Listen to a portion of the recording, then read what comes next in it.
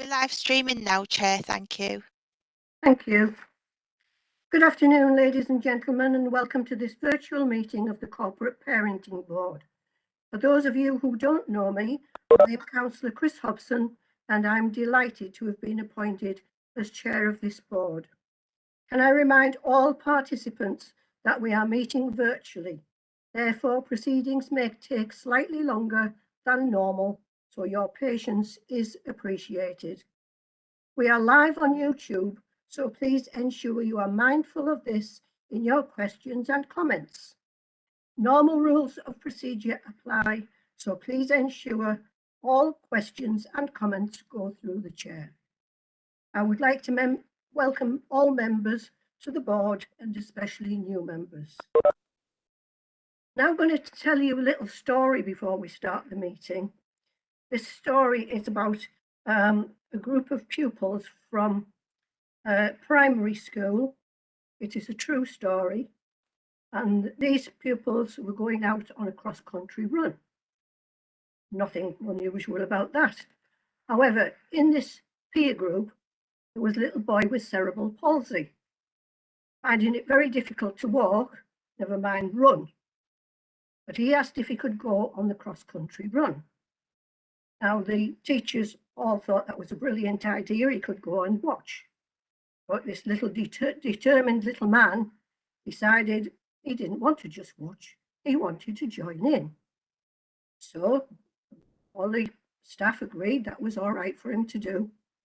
Keep their eye out for him. The little girl heard of the conversation that he wanted to join in, and she decided that she would run with him. She wasn't bothered about being up at the front. She would just join with him. So they all set off, ran the course, and as you can imagine, all his peers got back to the finish line well before him, all watching him come along. And as he got towards the finish line, these pupils decided among themselves to make two lines to cheer him on and get him to that finish line. And that's exactly what they did. And as he got to the finish line, there was a great big hooray for him. Now then, why am I telling you this story? Telling you this story because I think as corporate parents, we are those two lines, and we need to have the two lines of honour for our young people coming through us. We need to cheer them on, we need to encourage them, and as corporate parents, that's what I hope you all will do. I'm sure you all will. But I won't go on any more because I want these meetings to be reasonably short and sweet. So I hope you enjoyed my little story, and we will now go back to the meeting. Thank you. So now it's apologies for absence, and that's over to Susie, please. Thank you, Chair. Can everyone hear me okay? Brilliant, thank you. We've had apologies from absence from Councillor Saunders and the Mayor, and we've also had a few officer apologies from Rebecca Scott, Deborah Cochran, Rob Brown and Rachel Farnham, and also Paul Rudd as well. Thank you. Chair, sorry, Chair, it's Trevor. Could I just add Victoria Banks to that list because she's poorly today? Thanks, Trevor. I'll note them. Thanks. Chair, could I just explain that the absence of Rachel Farnham and Paul Rudd is because Ofsted are inspecting one of our children's homes, the No Wrong Door Futures for Families hub today. So obviously they need to be working alongside and liaising with the inspectors. So that's why they're not here. Had Ofsted not been going in, they would have been attending the meeting. We've got any declarations of interest, please? I can't see, I don't know whether I can actually see you all, so if there's anybody putting your hand up and I haven't seen you, please speak up now.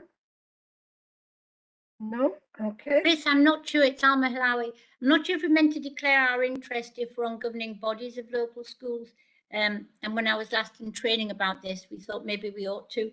So I'm a governor on 3 governing bodies, Newport, Berwick Hills and the virtual school. Thank you. Anybody else? Yes, Chair. on the governing body of Beech Grove School. You, Councillor Higgins. Anybody Yes. else? Right, so we'll move on. And Vicky Davidson Boyd, have we got now? Yes, we have. I can We see do. you, Vicky. Right, so we're now going into the adoption of Tees Valley annual report, and Vicky's going to take this report. I know that she's got to go very shortly after the report has been done, so it will be short and sweet. However, she will take questions, so don't think that we don't want your questions. We certainly do. Thank you very much. Over to you, Vicky. Thank you very much, Chair. Yes, I'm hoping that everybody's had the opportunity to have sight of my annual report for Adoption Tees Valley, which is for the year 2020-2021.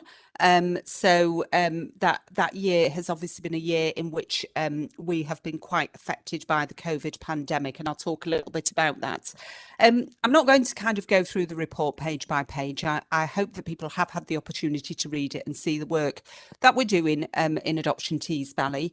The report provides an oversight of the year 2021, and as I say, that was very much affected by the pandemic.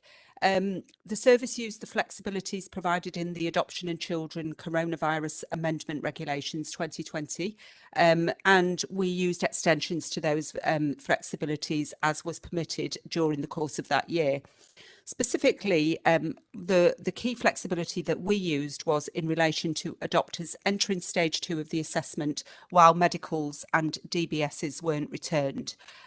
Just to assure the board, we did not approve any adopters who did not have a medical undertaken by their GP, albeit that medicals did have to take place virtually. They continued to be seen by our medical advisors, and all adopters had DBSs during the assessment process. We had a reduced quoracy for panel on 1 or 2 occasions, but in the main, we held an adoption panel. No adopters were approved without being presented to panel also. So although that was a potential and a possibility under the flexibilities, we didn't want to do that. We think it's really important to have that quality assurance mechanism, and we continue to operate a virtual adoption panel. So the service continued to operate and work in partnership with all 5 local authorities.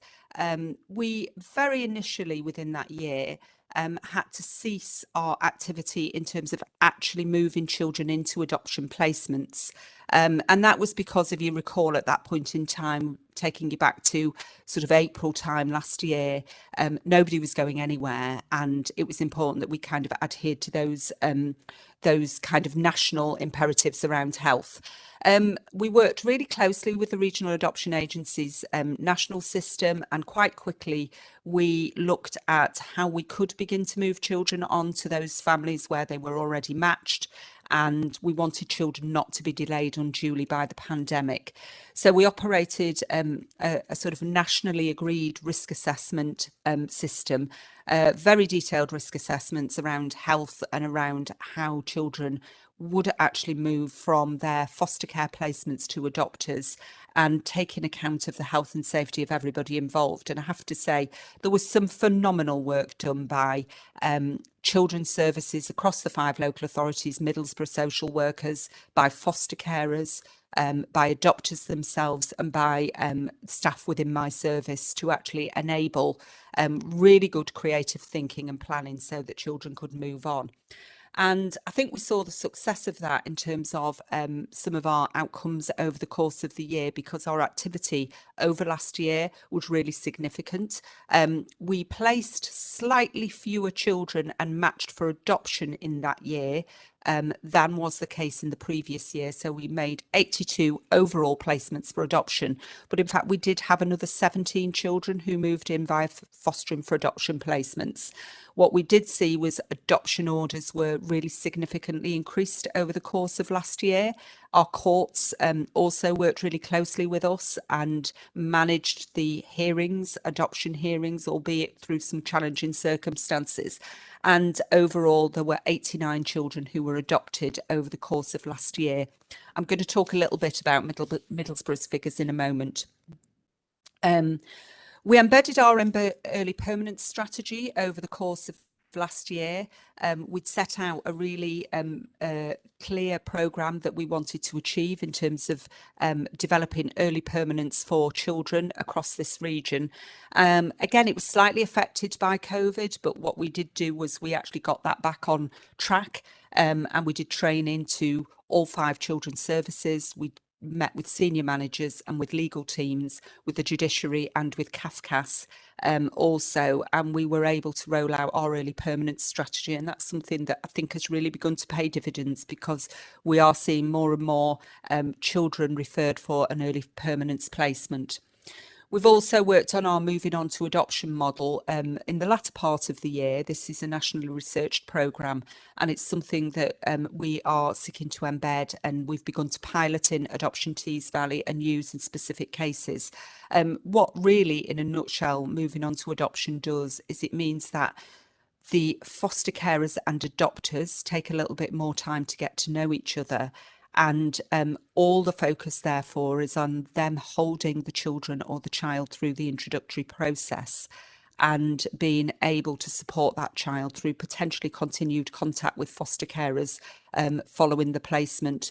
I can say that there were 2 little girls from Middlesbrough who were able to be moved to their new family with this model, and we found it incredibly successful and something that we want to keep on doing more of and work together with fostering services in relation to.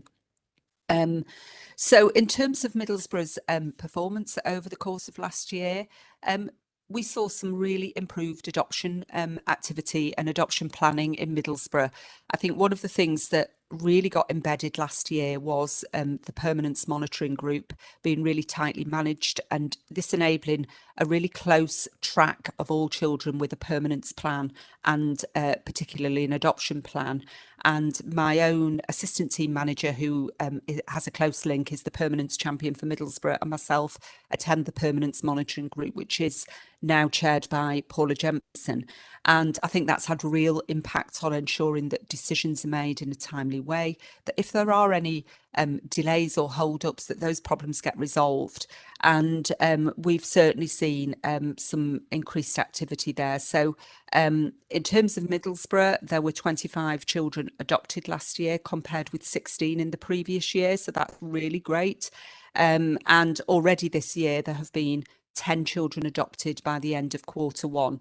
There were 24 placements last year, which was just a touch up on the previous year, but we will, of course, be seeing those children come through for their adoption orders. The timescales for children achieving adoption has also really improved in Middlesbrough. It was in the over 500 days for the becoming looked after to moving in with adopters in the previous year, and over the course of last year the average figure was 385 days.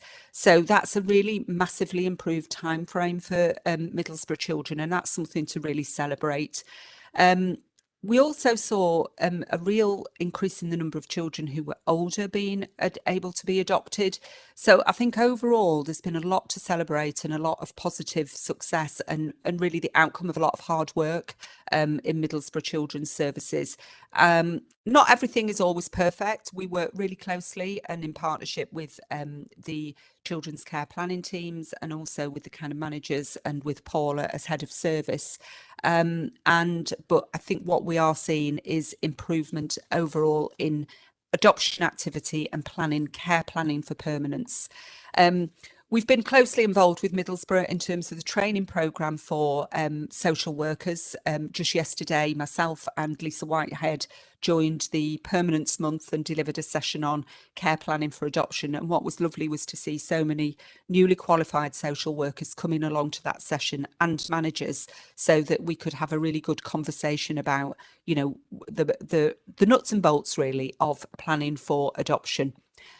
So if it's okay, I'm going to end my presentation to you at that point in time and open up for any questions as you've highlighted. I'm afraid I do have another session to go to, but is there any questions, Chair? Thank you very much, Vicky. I'm quite sure that everybody will agree with me that it's a very positive report. Things are moving on, and I think that, you know, we're obviously going really out there in the right direction. I mean, the fact that we're now getting more older children adopted is something of a major thing that we should be celebrating, and I agree with you, we should be celebrating. So I will now open to anybody with any questions, please.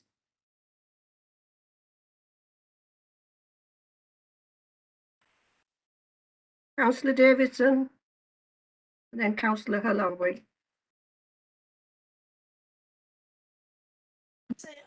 You're on mute,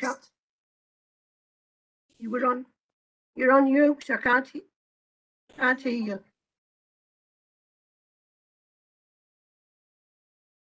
Now? Yes, just to say, Can you hear me now? that's better. Thank you. Sorry about that.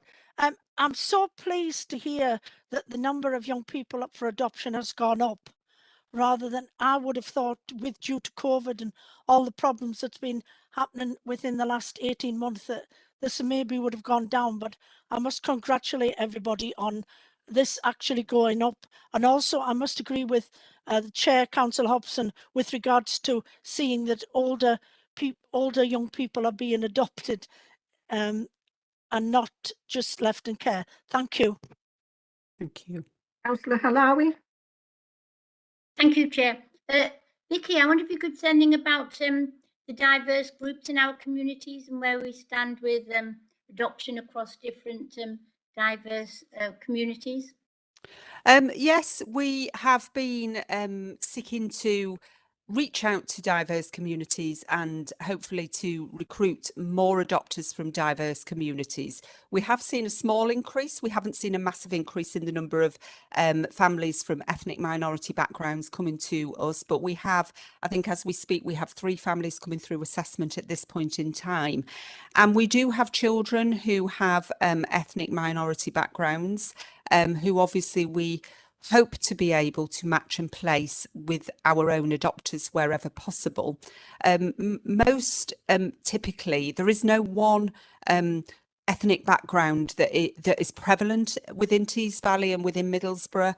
The children tend to come from a number of mixed ethnicity backgrounds, and what is the most prevalent feature of children who do have an ethnic minority heritage is that they are dual heritage with one white parent and one ethnic minority parent. So we're continually looking for adopters to meet those needs and to take those children.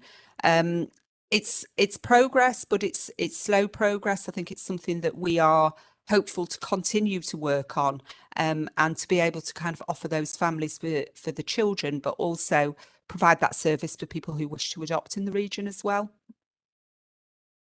Thank you. Thanks, Vicky. Any further questions? Can't see anybody's hand. Oh, yes, Councillor Udin.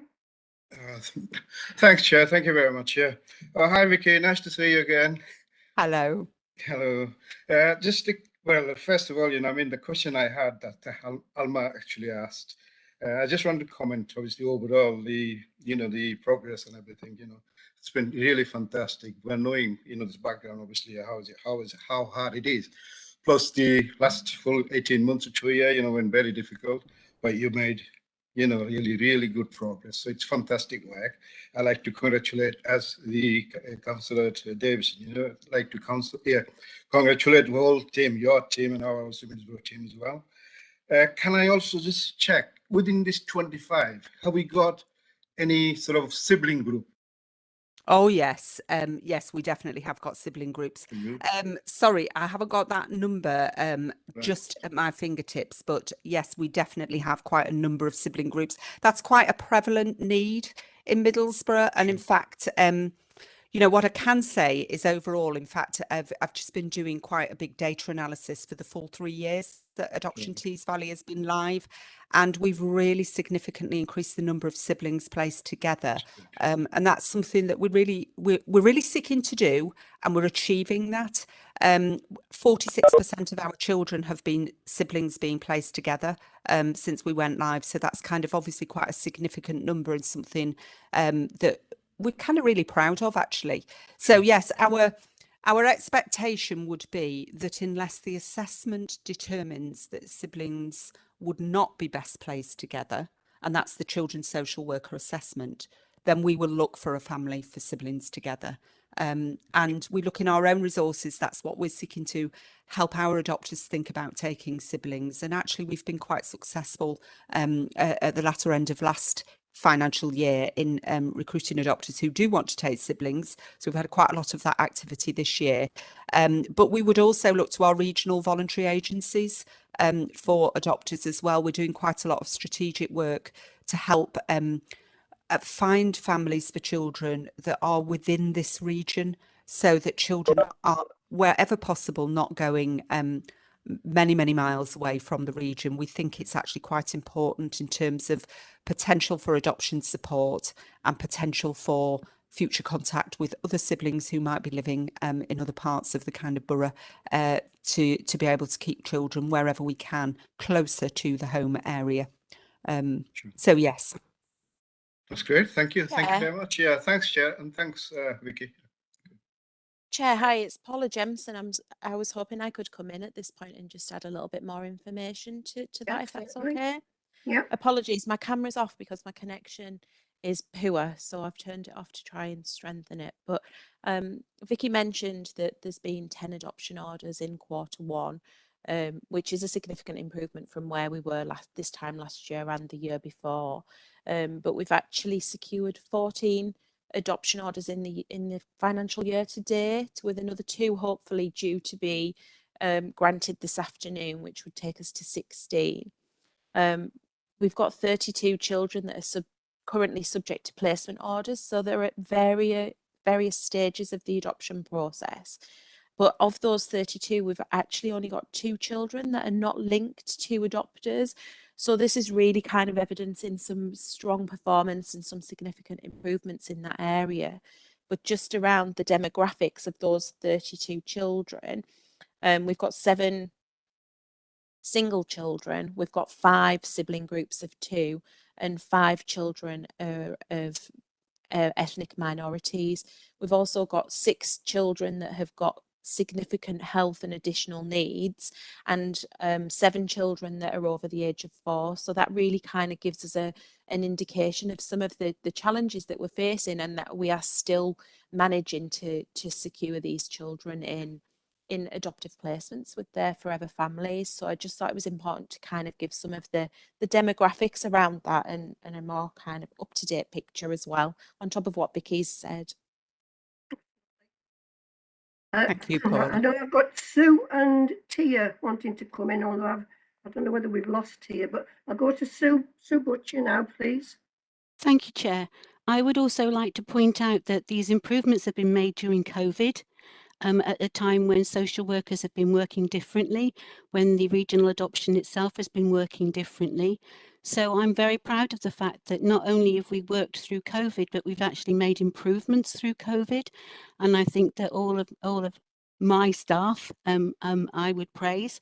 I'd also praise Vicky in the way she's led her service through COVID. I have the amazing pleasure and responsibility of being the adoption decision maker for Middlesbrough, and I'm very passionate about it. I see the reports that people write. I see, make recommendations as to whether children should be placed for adoption and how they should be matched with adopters. So I see improvement in practice, but I would just really like to emphasise that it's been made through the most difficult of circumstances, and the focus is on the children. So thank you to Middlesbrough staff, absolutely, and thank you very much to the RAA as well. Thank you. I agree, Sue. Thank you. Tia, have we still got Tia with us? Yeah, Tia, if you would like to. Oh, there, I can see you now. Hi, I've realised it was about adoption news we're talking about, not fostering. So I was going to mention something about fostering, but I realised we were talking about adoption. Sorry. Don't worry. Okay, anybody else? Yes, Carl. Yeah, it's just a quick question, Vicky. When the service is sort of shortlisting or come to a shortlist of adopters, I mean, being a foster carer, we've been involved in some of the children moving on. We're not often as foster carers involved in the process of a shortlist, or maybe looking at some of those numbers or those links. Is there a way we could be more involved in that process, or is that something that we wouldn't be allowed to be involved with? So, yeah, it's a really interesting question, Carl. We've had a situation recently where we've had quite a lot of conversation around this. And really what I can say is that we ought to be involving foster carers very much in meeting prospective adopters and giving a view about prospective adopters. I do think that the job of selecting the prospective adopters, it should be the social workers who are involved, but that they should take account of the feedback of foster carers in coming to that decision.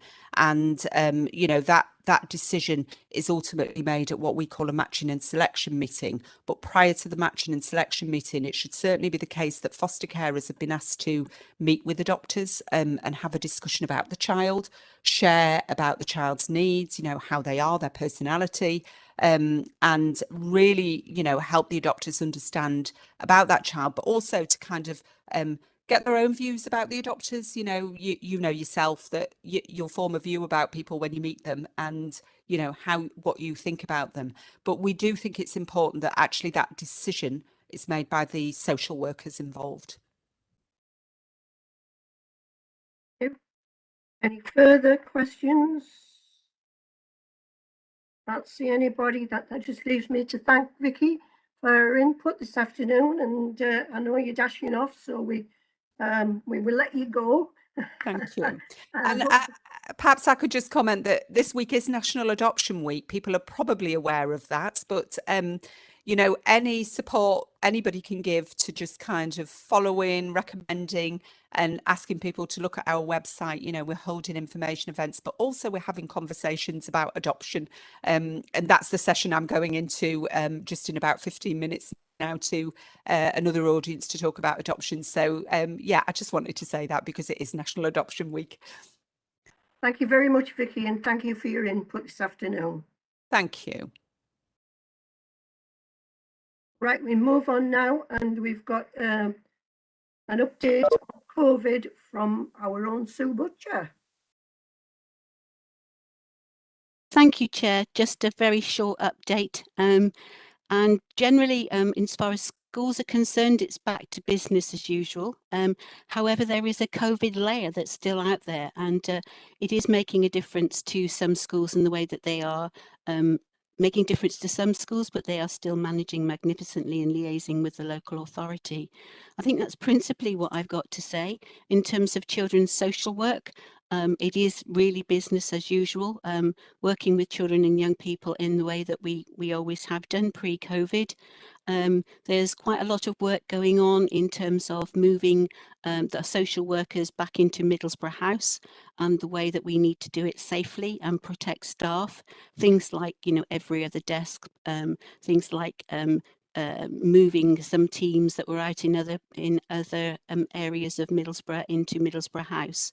So generally not a lot to say. Schools managing business as usual, but with a COVID layer, children's social workers doing their stuff, still improving, and different arrangements about moving back into Middlesbrough House. Unless Trevor's got anything to add about the school situation, I think that's really all I've got at this point. Yeah, no, nothing huge to add. Just to note really that the impact of COVID on school staffing is very variable. So I was talking to two heads this morning at a different meeting, and one secondary school heads in Middlesbrough, and one was saying they're okay. Their staff are pretty much in. I think they had one member of staff off poorly with COVID, and it very much was business as usual. Another school was saying, well, we've got 10 plus staff out, and it's, whilst we're coping and managing, it really is putting a strain. So the impact of COVID does seem to be quite variable, although Sue is absolutely right. They are all managing and coping and delivering education as we would expect them to. Any questions, please, for Sue or for Trevor? Councillor Davidson? I was just wondering, is there any update with regards to the vaccines for the older children in our local schools? Numbers, etc.? The information I've got, Councillor Davidson, is the uptake is quite slow. It's being promoted, but it is quite slow. It's variable. What have I got written down? The take-up of vaccines is quite low, but it's being promoted. I'm afraid that's the only sentence I've got, but I can go back and dig further if you would like more information. Hi, can I come in again? Sorry, Chair. Just to let you know that there is 120 young people that fit the age category. It's a programme that is being led by the school immunisation team, and it is rolling out currently. But as Sue's mentioned, the take-up is quite slow. Can I just come in again, Chair, please? It's just that last night I did read in the press that the uptake was very low in Middlesbrough, and I wondered if we were actually doing anything to promote that, to encourage people to have the vaccine. Can I come in again, Chair? Can you hear me? Sorry, my connection's really bad. Well, the Chair just said yes, that's fine, no problem, go ahead. Sorry. So yeah, we have been working in partnership with the school immunisations team. We are consulting with children and young people and foster carers. We're making sure that all information is shared, and we are encouraging children and young people where possible to make sure that they understand the implications, that they have all of the information required, and that they are making the right decision. And in all cases, we're encouraging them where it's safe to do so and there's no vulnerabilities to have the immunisation. Answer your question, Councillor Davison? Yes, thank you. Right, thank you. We will move on now, and we're on to item 6, participation with our children and young people. Now, on the agenda here, it states Antonio Dixon. However, I would like to welcome Hannah Wiseman, who is the Programme Manager from Participation People, who will provide the board with the progress to date. Thank you. Hello, good afternoon. It's fabulous to meet you all. I think Antonia came to the previous board meeting. I think it will be more likely me who comes to these kind of for future reference. So yeah, my name's Hannah and I'm Programme Manager for Participation People. Antonia probably briefed you all last time that we are kind of looking after the Care Leaver Forum and Children in Care Council for Middlesbrough for the next the kind of the foreseeable future, with our wonderful experts as well, Tia and Xavier, who are obviously joining us on the call today. I thought I would, I realised I can't actually share my screen. I don't know whether we can we change that at all, or I can just I can circulate it instead with the, I can send it over to Susie at the end of the meeting if that's Should be able to share your screen, Hannah, if that's what you would like to do. It's saying it's all greyed out. Oh.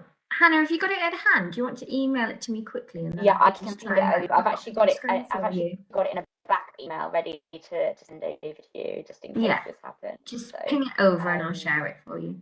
Amazing, thank you. So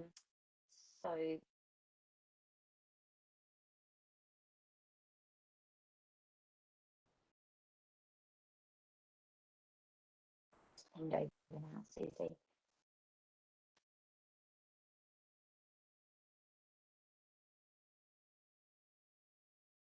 it's just the roadmap when you've got it.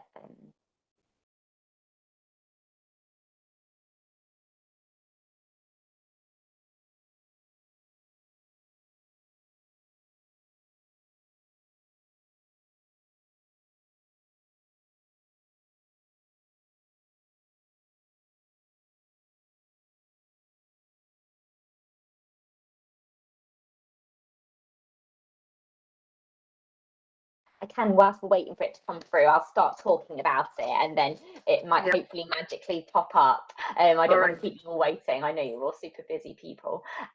So I think Antonia might have shared the roadmap with you last time, so I'll just kind of give you an update of kind of our progress towards each point on there. So we're currently in October, halfway through October, as you all know, and we have got Care Leavers Week next week. So our focus has been around the Care Leavers Week coming up next week, and the first point on our agenda for next week is that we wanted to run some training with as many people as possible, elected members in Middlesbrough, to talk about what it's like being a child in care. So I've got the wonderful Tia and the wonderful Xavier helping me with those sessions. And at this point, it's worth just introducing my colleague George, who's on the call as well. He is helping, he's going to help with the training next week, and he's going to be helping with some of our children in care and care leaver stuff in Middlesbrough for the next few months. So we've got the training next week, which is on Monday. We have shortened the training down to just 1 hour to fit in with most people's diaries. I appreciate that 2 hours is a long time to be taken out of your day. Oh, wonderful. Here is the roadmap. Thank you so much, Susie. Here we are in October, which talks about what's it like to be a care leaver training, and that's going to be facilitated by the wonderful Tia and Xavier.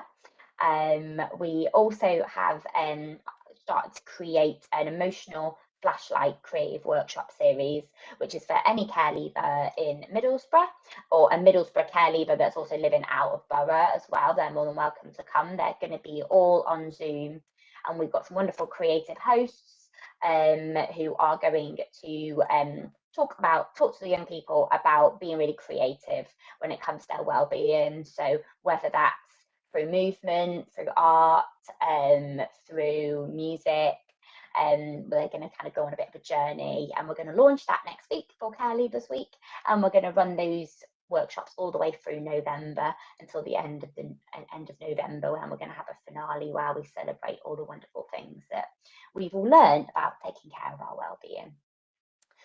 And then the next step is our celebration planning, really. So we're going to start planning with all of our young people kind of what they want to do for the next the rest of the year, and also celebrating their successes in forms of Christmas parties, and also the very well look forward to AQA qualifications that we award to all of the young people that take part in our programs, so they get a qualification out of it as well.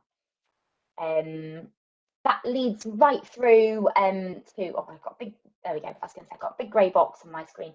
That kind of runs through to November, where we are encouraging as many of our care experienced young people as possible to sign up to the Middlesbrough Big Takeover Week. Middlesbrough Big Takeover is an opportunity for any young person in Middlesbrough, but we do want lots of young people who are either in care or care leavers to sign up to help some of the big decision makers in Middlesbrough solve some big business challenges for the services that they work with. So that could be absolutely anything, and we're going to be supporting all of the decision makers that have signed up to think of those big business challenges and have a really productive week with those young people. I can make sure that this roadmap is circulated out with the minutes, so you can read it at your leisure. But does anybody have any questions on the kind of next big projects for the Care Leave Forum, Children in Care Council, or any of our participation work in Middlesbrough? Any questions for Hannah?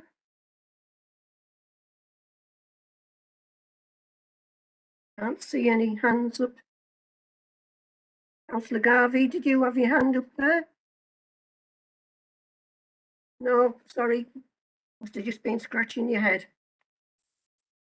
Yeah. Right. Thank you very much indeed, Hannah. And we will now move on to the next item, which is item 7. This is the Corporate Parenting Board Strategy Action Plan, and it's going to be taken by Claire Walker, please. Hi, thank you, Chair. Yep, I'm here today. Just my first attendance at this meeting, so hello everyone. I'm Claire Walker and I'm the Specialist Commissioning and Procurement Manager, so I have responsibility for the Commissioning of Children's. I've just submitted a highlight report just on the Sufficiency Action Plan that was derived following the production of the Corporate Parenting Strategy. I just wanted to provide an update of work that we've carried out so far, and just give a highlight of areas that we're going to be moving forward with as we over the next year or so. So obviously the action plan is just to help us achieve our sufficiency requirements to ensure that there's sufficient places within the residential and fostering markets for our young people when we're looking for placements for them. And the Sufficiency Action Plan is broken up into 6 themed areas, and those are theme 1 is strengthening the commissioning for children and young people. We've got increasing placements closer to where children and young people live and learn, growing our early intervention and prevention services, improving placements and support for care leavers, enhancing learning outcomes for our children and young people, and building our fostering capacity and adoption outcomes. I work with a range of people, and as mentioned in the highlight report, each of those themes has an accountable officer who I work alongside. So we're constantly just trying to make sure that our action plan's up to date and that we're doing the right things to ensure sufficiency of placements, and obviously as we develop through our improvement journey as well. I'm just going to run through each theme and just give an overview of work that's taken place so far. So for theme 1, which is around strengthening commissioning, we've commenced some work which is around introducing a system called Controc into children's, and this is going to bring us some efficiencies in our payment processes and strengthening the work of our demand modelling, which is already achieved in adults. Controc is basically a system that integrates into the looked after children's system, and we can just derive a lot of data and a lot of information about our placements and costs, which will hopefully bring us a lot of benefit and, like I say, some efficiencies, especially around the payment process at the moment. And we've also held an independent fostering agency provider event in June, which was very well attended. I think it was a really good opening to the market, introducing Sue and Rachel and giving the market feedback on our improvement journey and where we're happening.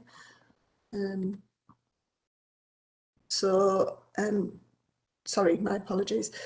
So yeah, that went really well. I'm currently working on another a time frame for more engagement with the wider market, including the residential market and other providers, and be looking to getting that in place, which will be really good. For theme 2, on increasing placements closer to where children and young people live, we had some work with partners in practice within our in-house fostering service. And that is currently being put on hold, but has resulted in a business case for some internal change being submitted. And we're just waiting for feedback on that to see how that will benefit us. Regional work on future procurement of a regional fostering framework continues, and we're just currently reviewing the commissioning model. So at the moment we currently work across 2 areas over the 12 North East local authorities, where the Tees Valley have a framework and then the other local authorities have a framework. So we're looking at collaboration just in order to enhance our engagement with the market and obviously bring us efficiencies as well. Internal unregulated provision is opened, is actively being used, and that's Daniel Court. Obviously we've got our children's home reopened with an increase in beds, and specifically focusing on young people who are 16 plus, which was a real positive for us because that is an area of need. And we're continuing to work with the region when I mention the region, my apologies, I'm talking about the 12 local authorities across the North East, just around any opportunities for collaboration. And we're also currently in the process of setting up a regional commissioning hub, which is going to offer us some additional capacity as the 12 local authorities to look at some innovation and different ways of working with the market, which again I hope will bring us some benefits. For theme 3 around growing early intervention and prevention, we've recently commissioned a service called Pause, which is submitting information to us and has been really positive. It's around engaging women who have had multiple children removed from their care and specifically working with them, so that's been really positive. We've also piloted an early intervention and prevention service and looking at how that's assisting us, and we'll be undertaking a formal review of that service in order to make a decision around future commissioning of that provision, which is really good. Theme 4 around improvement placements and supporting care leavers. Again, we're looking at a business case to increase supported lodgings providers internally. Those are an alternative to obviously unregulated placements for 16 plus and offer a really positive journey into independence for our young people. Theme 5 around enhancing the learning outcomes. I'm currently working with Victoria Banks, and we're looking at any benefits that could be derived from looking at boarding school opportunities for some of our children and young people, just to offer opportunities and look at alternative placement choices. And then for theme 6, obviously just building our fostering capacity. As I previously mentioned, we've got a business case submitted looking at a review of our in-house service. Just around sort of impact and performance, obviously we had the engagement with the IFA market, which was really positive. Like I say, I gave an opportunity to introduce Sue and give a really positive update on our improvement journey and our aspirations for the future. I really think that was welcomed by the market, and it derived some really good debates in the meeting. Obviously that's then rolled on into the regional work that we're doing, where there's been a lot of collaboration with the market on our procurement of the new framework, which has been really positive. And obviously we've seen a decrease in external residential placement numbers, and they're plateauing, which is really positive, and a real difference from 6 to 12 months ago when we were seeing really high placement numbers, which is really good news. Just in relation to next steps, I'm going to be looking at reviewing and updating the Sufficiency Action Plan. A lot of the areas that we've picked out to include in the plan were sort of at the beginning of the year, and I think with our improvement journey and where we're going, and with the changes that have come around unregulated, there might be some changes that we need to make. So I'm constantly going to be trying to look at the action plan to make sure we update it and reflect, make any changes necessary to make sure we're still fit for purpose and achieving the right outcomes. We're obviously looking at the unregulated provision and what the unregulated legislation changes and what that means for our sufficiency and alternative placement options when we're trying to source provisions. Obviously, as I mentioned, I'm going to put together a schedule for provider engagement, just so we're constantly opening that conversation, having that talks with the market. Obviously, they'll be facing a lot of pressures with COVID and COVID recovery. Obviously, Brexit is also starting to have impacts on certain supplies. So it's just making sure we keep that open dialogue going with the market. We're going to continue to work with our North East local authorities, ensuring that where possible and any benefits can be derived from that collaborative work. And we'll continue to work with the in-house fostering service. So once their future business plans are confirmed, we can obviously then try and work with them to understand our future, our future commissioning intentions for the fostering market. My apologies if I've gone into a lot of jargon and a lot of words that I understand there. So, Chair, if that's okay, I'll open it up to the floor if anybody's got any questions for me. Thank you, Claire. That was a very detailed report, and thank you for your detailed version of it there. I had a few questions, but actually you've covered them all. Thank you. So I'll open it up to anybody that's got any questions, please. Chair, unless any of the board members have a question, Tia has her hand raised. Thank you. Okay. Go to Tia. Sorry, it's not a question. I was just going to mention I'm part of the foster panel now, so we're doing some marketing to try and get some more foster parents and stuff. If anybody wants to give me any suggestions as well, and Claire, if you want to give me any suggestions on help us with marketing, I would be happy for you to email me about it. Yeah, that'd be great, Tia. Are you all right if I set up a meeting and just bring Nikki and my team in as well? Yeah, that'd be great. We're having a meeting at Middlesbrough House tomorrow. If you want me to just have you on my laptop while we have the meeting. Oh, brilliant. Yeah, if you can send me the details, I'll see if we can get there. Definitely. If not, we'll get some organised ASAP for you. That'd be great. Excellent. Thank you. Anybody else got any questions? I can't see any hands up, so if you want to ask a question, please speak now. I can't see you. No further questions. Right. Thank you very much, Claire. That is much appreciated. Thank you, Chair. Thanks. We'll move on to item 8, which is performance against corporate parenting strategy. And as you heard at the beginning of this meeting, Rachel Farnham is now with Ofsted. So we're going to go over to Paula Jemison for this report. Thank you. Thank you, Chair. Susie, are we able to share the presentation, please? We are. Just put it up for you, Paula. Give me 1 minute. Thank you.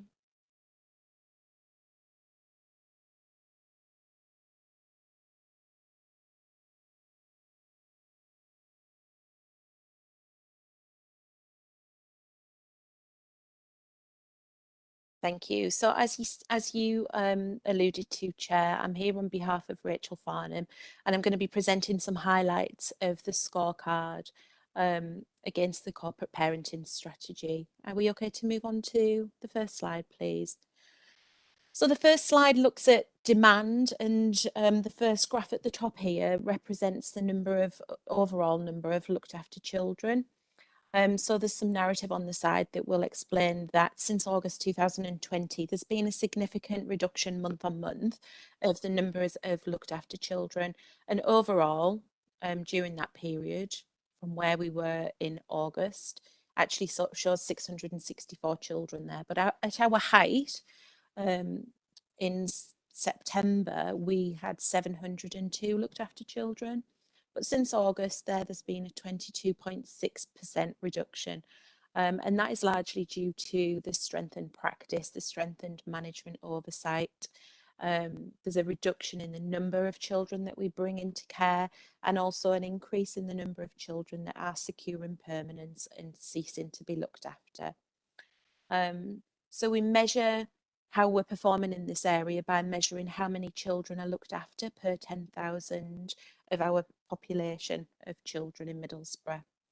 And you'll see from the narrative that actually our rate per 10,000 of the population has dropped. It was 166 in August 2021. That was last month, and that's reduced this month to 165. At the height, in September last year, it was 207. So there was 207 children looked after per 10,000 of our population, and that's reduced to 165 currently. It does remain higher than our statistical neighbours, and if we measure ourselves against other authorities that statistically measure similarly, they are looking at about 125 children looked after per 10,000 of the population. So for us to be measurable against our statistical neighbours, we've still got a long way to go, but we're heading in the right direction, and you can see month after month that there's improvements in that area, heading towards where we want to be. We know that there's 122 children that have ceased to be looked after in the last 6 months, and 100 children have become looked after. So as long as we continue on that kind of that journey, we will work towards where we want to be. That second graph there is the gap between Middlesbrough's rate per 10,000 and the regional rate. So you can see that we're closing that gap between our regional neighbours month on month. And the gap is currently 57 children, but started off last year at this time last year at 94 children. So significant improvements, I think we can evidence there. Susie, are you okay to move on to the next slide, please?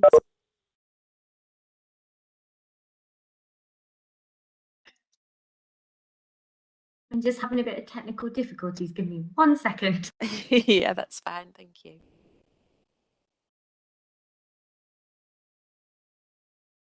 Okay. Yeah, if we continue to look at demand, in October 2020, our data evidence is that for every child that became looked after, for every one child that ceased to be looked after, 1.7 children started to become looked after. So at this point in time, our looked after population was growing and growing. This has reduced significantly. So for every one child that ceases to be looked after now, 0.6 children become looked after. And again, you'll see a month-on-month reduction for that. The second graph there, when we're looking at demand, looks at social workers' caseloads. So across the safeguarding, care planning and the looked after service, this graph will show what percentage of social workers have between 15 and 20 children on the caseload, which is deemed to be the optimum. So currently 55% of our workforce are between those parameters of 15 to 20 children. Move on, please.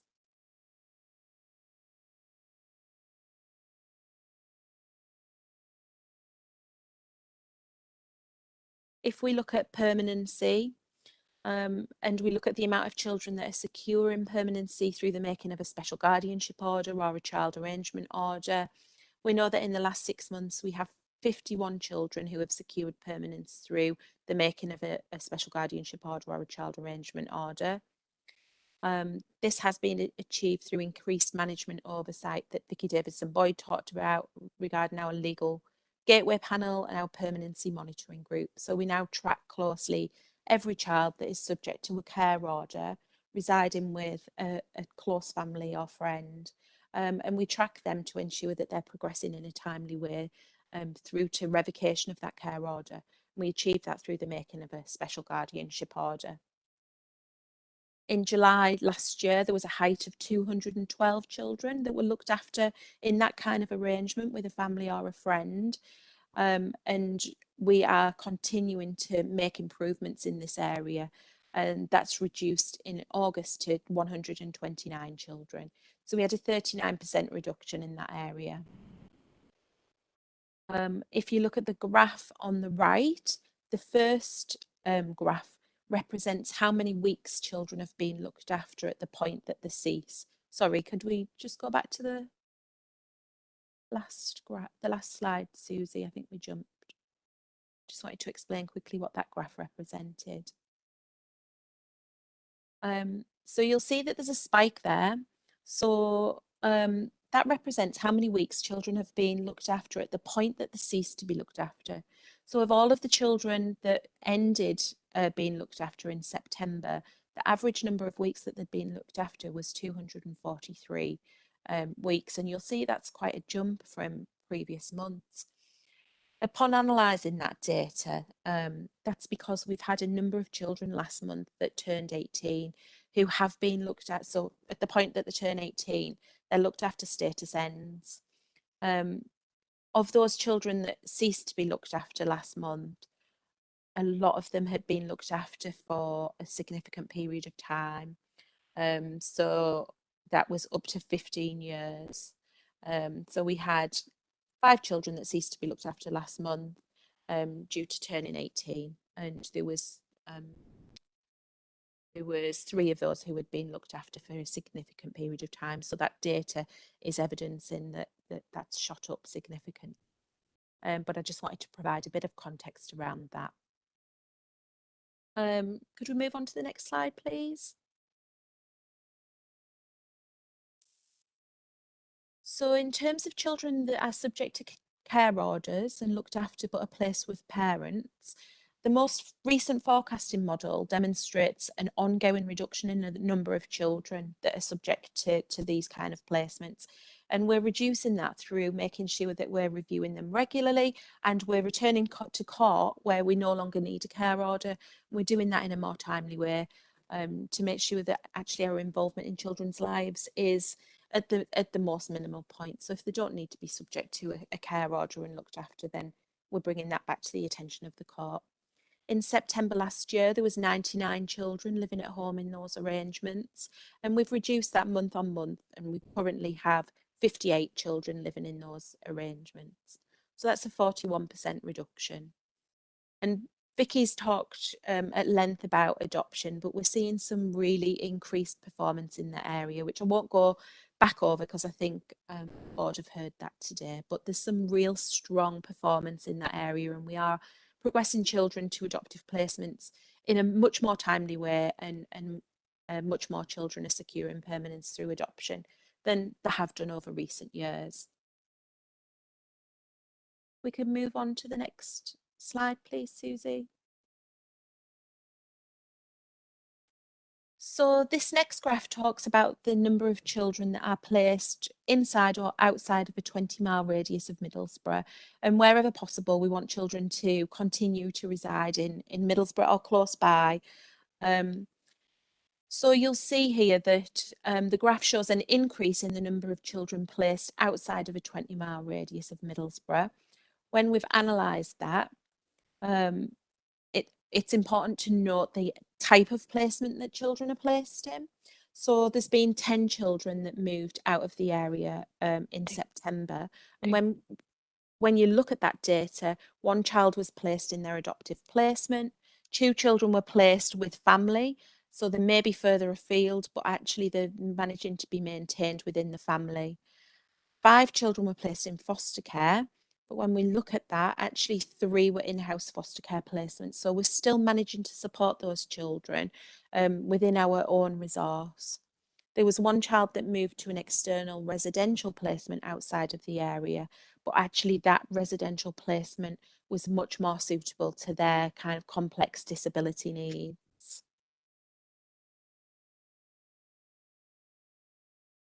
We could move on to the next slide, please, Susie. I wanted to talk a little bit about placement stability, because this is an area of real strength and something that we can really celebrate. Over the last 12 months, we've made significant improvements in this area. And at the end of September 2021, last month, there was only 33 children who had been looked after by Middlesbrough that had experienced 3 or more moves in the last 12 months. So that's 6% of the population, but is a significant reduction from where we were at the same period last year. That has reduced from 128 children in the same period last year. So we're working really hard to make sure that children experience placement stability. We're making sure that children are being visited regularly. We're having multi-agency meetings regularly, and we're able to identify if things are starting to go wrong at a much earlier stage, so that team managers and our Future for Families team can work collaboratively to maintain that stability.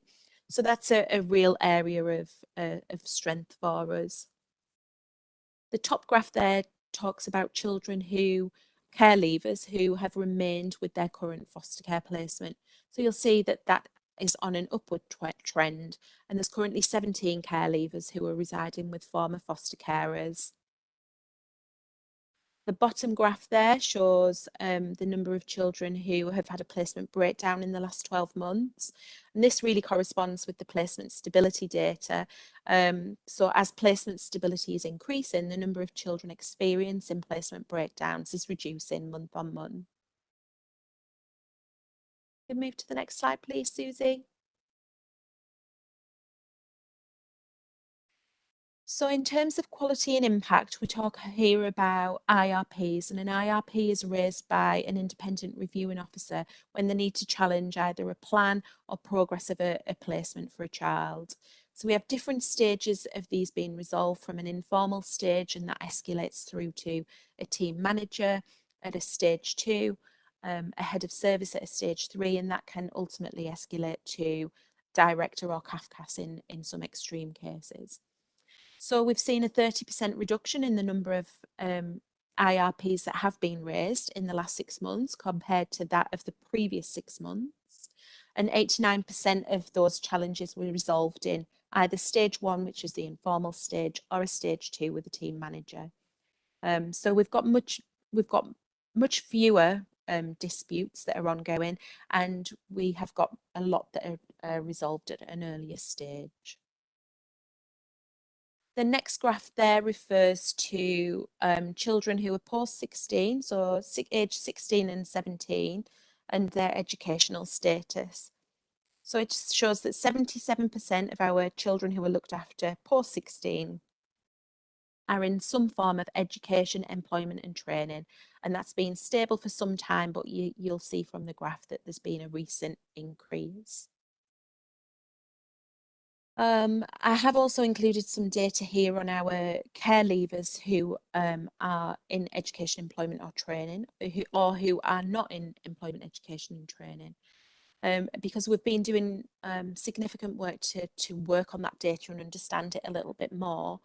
And we've done work to understand some of the barriers for those young people to education, employment and training.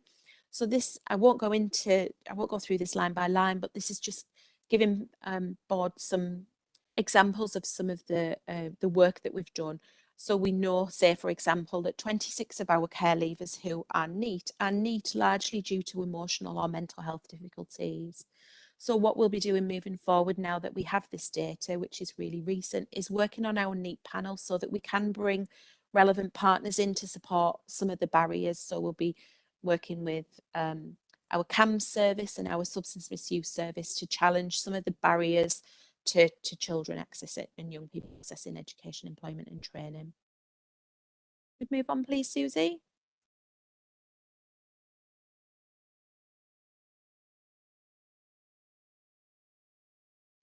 So finally, I wanted to talk a little bit about the quality of practice to provide some reassurance of the oversight that we've got of our children in care. We know that 93% of our looked after children have been visited within the last 6 weeks. That's an increase from the previous month, but that performance has been consistently high since May, of over 90%. And we've got well embedded performance clinics within each service area, and we report directly to our director in monthly performance clinics regarding all of these areas. Supervision and management oversight has increased. There's been a 2% increase, but again, that's been consistently high since May. And in the end of September, there was 94% of our children that had had a supervision or some management oversight within timescales. In terms of meeting children's educational needs, 100% of our children have a personal education plan that is recorded in the last 12 months, but we actually work on good practice, which is increased timescales for that. So our performance with making sure that children's educational plans are current and meeting their educational needs is strong. With regards to children's health, 91% of our looked after children have a recorded health check within the last 12 months. We do have a small cohort of young people who are approaching adulthood that make the decision that they don't wish to undergo a medical assessment. And whilst we encourage them and we support them to make sure that the health needs are met, that sometimes impacts on the number of children. So 91% is still strong, and again has been consistently strong, and that's increased performance again from this month. That's the end of the presentation, so I am open to any questions if anybody has any queries.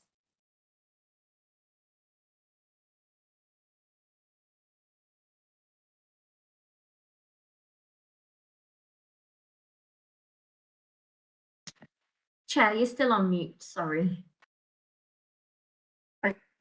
Thank you, Susie. Yeah, thank you, Paula. Significant improvement again on this report, and I can only say thank you very much to all of the teams who've put so much effort in. And I'll now take any questions, please. I think Councillor Halawi, you had your hand up.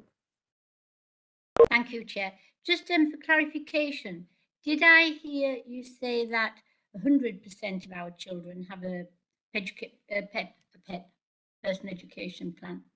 That's right, Councillor Halawi. So in is the that last 12 a sort of months automatic thing, or do we also look on a case-by-case basis? I suppose we do. I just wanted a bit of background on how we have 100% PEPs. Is that what we would normally expect to have? Yes, so we have our virtual school who take a lead in the personal education plans, and we've got strong partnership working between children's social care and the virtual schools. So the virtual schools will take a lead in arranging the educational plan, and the social workers will make sure that foster carers are invited, that children are consulted. During COVID, we did a COVID version of a personal education plan to make sure that there was still ongoing oversight of children's educational needs. And we do PEPs, whilst the data there talks about yearly PEPs. Actually, our practice standards are that children have a personal education plan termly. So our performance is consistently strong in this area. So could I just ask a supplementary then? So the schools that the children attend will be involved in this as well. And then will we see it as a success if children no longer had PEPs? No, so children continue. A PEP stands for Personal Education Plan, and all looked after children have an updated personal education plan every term. Councillor Halawi, so they are there in place to make sure that we are constantly reviewing children's educational needs.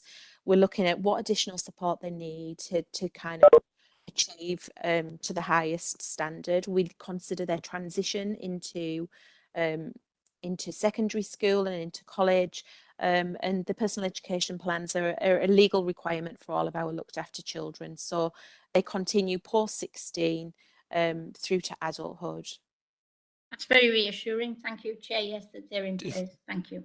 If I could just add, Chair, or just on the back of that, just to pick up on something that Councillor Halawi mentioned there, the contents of the PEPs, the targets essentially within the PEP, are derived from or led by school. So it's the school teachers who will work with the child and with the carer and with the social worker to work out what the areas for special attention are. So it could be, I don't know, it could be algebra or the periodic table or whatever the child happens to be having some issues with. There'll be some targets set around some specific areas, and then they are reviewed at the following meeting the next term. Thank you, It also Trevor. Thanks, considers Chair. any enrichment opportunities. Oh yes, or enrichment. They how can spend the money on that, can't they? yeah, or how we meet children's emotional needs within the educational setting. Thanks very much. See Sue Butcher's got a hand up. Over to you, Sue. Thank you, Chair. We've recently had some external scrutiny of PEPs and the quality was found to be good. Thank you. Any further questions? Right, no further questions. I thank Paula for that very informative report, and we'll now go on to item 9, which is virtual schools.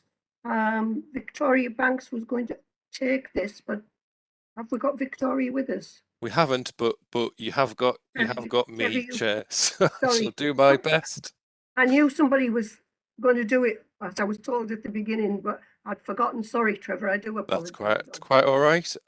Yeah, I shan't deliver this as well as Victoria would, but I'll do my best to cover the pertinent points. Susie, there is a PowerPoint. I don't know if you're able to get that on screen or not. Hi, Trevor. I've not received a PowerPoint as such. I received a report. Is that different? Yeah, sorry, report. Is yeah, it the report? sorry. Yeah. Okay, yeah, bear with me. I shall get it on the screen for you. Just give me a second. So just while that's coming onto screen, then the background of this is the virtual school governing body asked Victoria and the virtual school just for some clarity and I guess some reassurance around the support that we provide for our looked after children at what we call transition points in their lives. Transition points being significant points where the child is moving from one educational setting to the next. I have to put my glasses on for that, from one educational setting to the next and so on. And these are points in the child's life where it's very easy, if the support isn't right, for learning and progress to be set back. So governing body wanted some reassurance around that. So Victoria wrote this report just to set out what happens and what the processes are. And we thought it would be useful for this board to have sight and knowledge of this as well, because it actually builds upon what Paula was just saying there around PEPs and support for children in school. So these transition points then, I think we're probably all familiar with the key points. So it's when children are starting school, when they're moving into from perhaps nursery into reception, and then again when they're moving from junior school to secondary school, so from year 6 to year 7. That's a really important transition point when many children looked after or not have difficulty with that transition. And then again, when they move at the end of their secondary school time, so when they get to 16, they'll move again, perhaps to college or to a training provider or perhaps into sixth form. And that, even though they're older and more mature, still represents a time of upheaval for young people where often, not always, but often additional support is really useful. So there are these key points, and there are of course there are those periods when a child moves perhaps geographically from one area to another and then it's to start school, and that's a big transition point as well. So all of this would apply to those situations as well. So we've got these key points kind of in the calendar. So if you can imagine the journey of the child's life, we can see these points and we know that they're going to come. And part of the virtual school's role and remit is to make sure that the planning takes place, to make sure that any problems are predicted and then mitigated, and actions carried out to make sure that as far as is possible, the transition is smooth, the child doesn't become unduly worried or stressed by what's happening, and the carer also understands the process and the protocol and what needs to happen. Susie, I wonder if you could just scroll down a teeny bit for me. So that just sets out there. So if we can just stop there for a moment. So there's a little bit of information on that slide there around our early years. So these are our youngest children, and it's just setting out the numbers of children that we supported last year. So we had last year we had 28 children, as you can see, who transitioned from nursery to reception.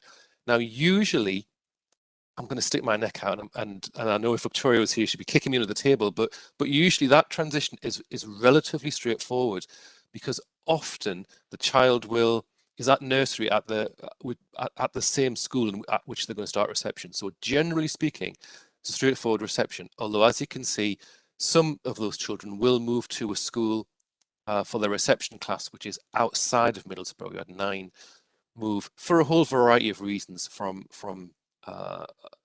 their original nursery place. Okay, if we can just scroll down a little bit more, please, Susie, and we'll just have some information there on primary to secondary. Now, this is the perhaps the more commonly understood transition where children move from year 6 to year 7. And all those issues there, which Victoria has listed, if you have children or grandchildren of your own, all of these will be familiar. Longer school days, more homework, different kinds of teaching, moving from a situation in junior school where the child only had perhaps 1 or perhaps 2 teachers in the week to where they may have 6, 7, 8 different teachers in a day. All of those variables, all of those changes can make life difficult for children, and for looked after children who may have greater difficulty in managing and processing all of that change. So we put in support to make sure that doesn't happen, which I'll explain in a moment. And then if we just move down to the data there, Victoria's just given some context. 43 children moved into senior school last year. 23 of those outside of Middlesbrough. But sometimes that figure can sometimes be misleading because a lot of those children will have moved to secondary schools, perhaps in Redcar, just because of where they geographically where they live. So it's not necessarily that they've moved a great distance; they've just moved to a school that's not a Middlesbrough registered school. And of course, some children, as we were hearing earlier on from Vicky, will cease being looked after because they will be adopted or move into their forever home, and therefore will fall outside of this kind of support package that we're describing. And then a little bit further, please, Susie, we get the same kind of scenario for the post-16 children, older children moving into college. Still lots of issues though, potentially. 47 children moved into post-16 last year. It's interesting though, because of those 47, 38 at the start of the year had a full-time educational offer of a place, and 9, the remaining 9 had an offer of a training place. Now that is really important, and I'm off on a slight tangent, but I'm just picking up on comments that Paula was making earlier around young people that become NEET. Because of the support that we put in when they leave school at 16 or when their compulsory schooling ends, we work really hard to make sure that they all have something. So none of them just end up in the September thinking, well, what am I going to do now? Because they will have all had a huge amount of support to make sure that they have their next stepping stone in place.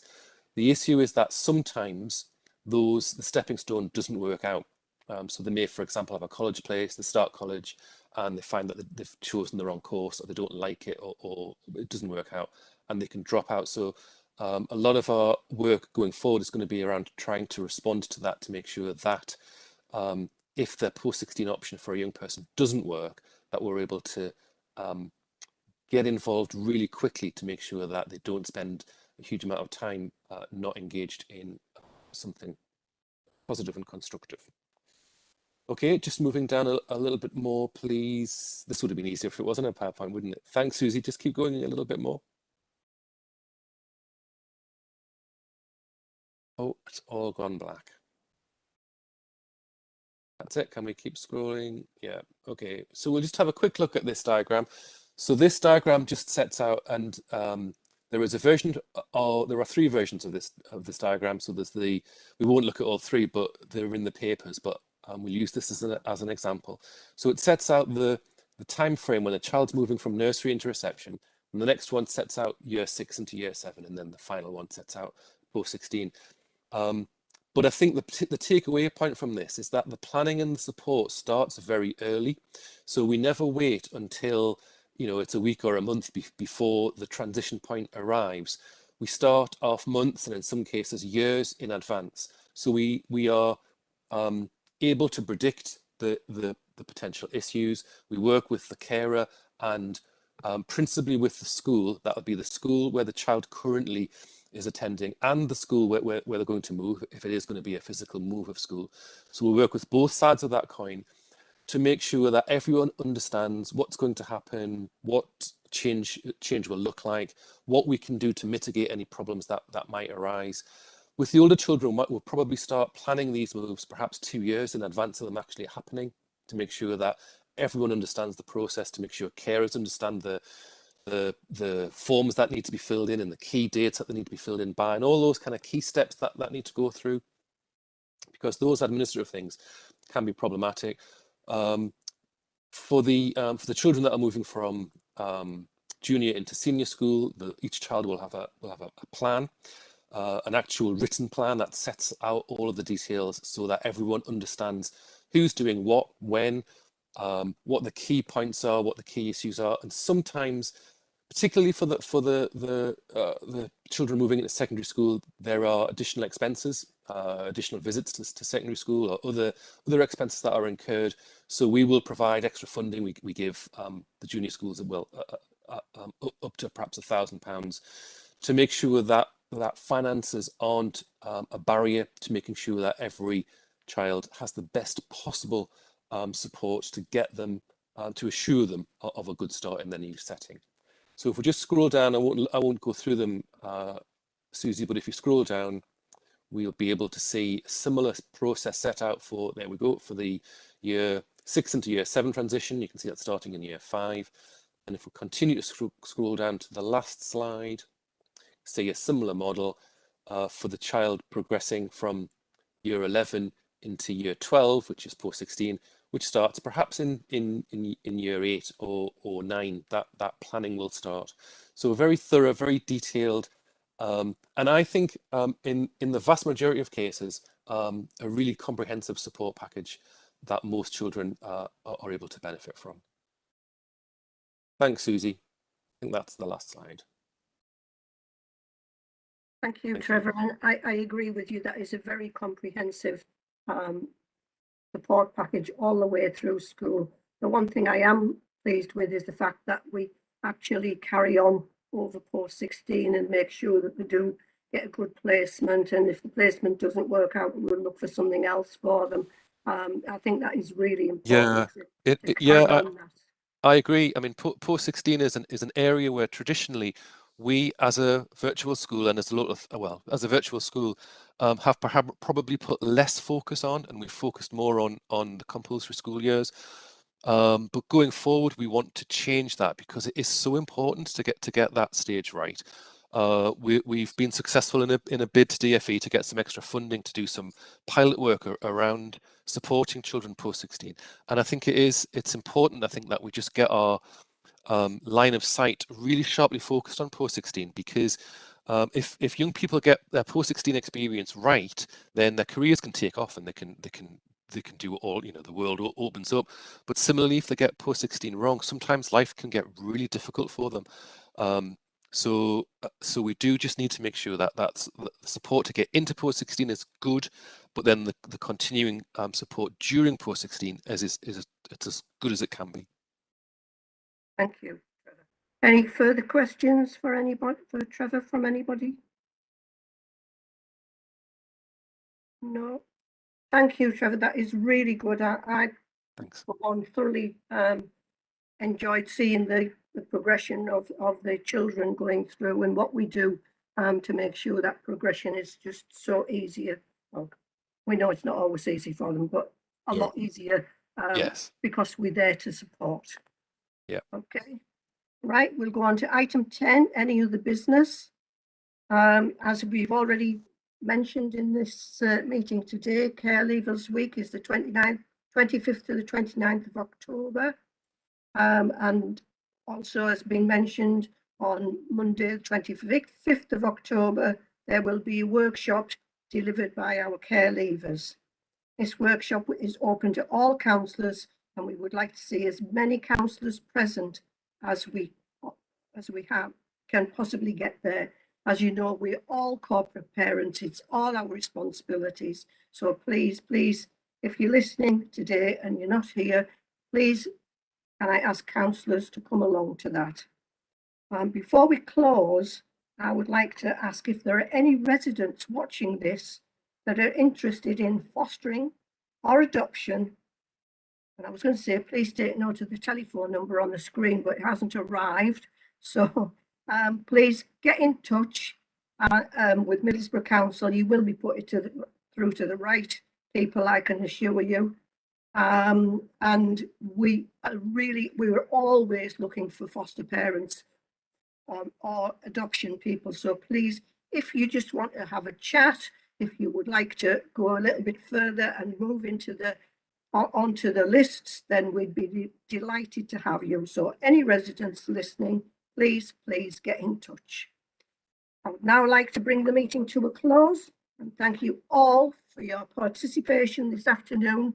I think we've had some really good reports today, and all it says from me is to say good afternoon and thank you again. Thank you. Thank you. Thanks. Bye. Thank you.